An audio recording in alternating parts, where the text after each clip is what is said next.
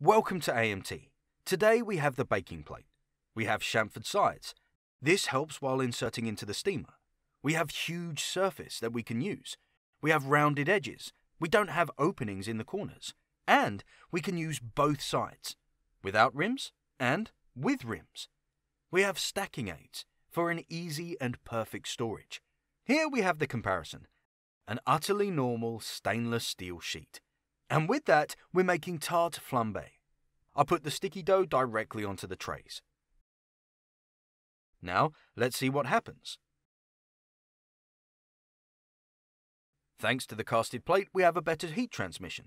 Thus, naturally, a crispier result, and much more roast aromas. Yeah, you already see, the results couldn't be more different. Here, it's super pale. And here we have an awesome colour. It comes off easily. You can even shift it back and forth. And here, in comparison, this just doesn't work. It sticks. It's white, pale, not baked on the side. Unsavoury, distasteful. I'll just stick with this.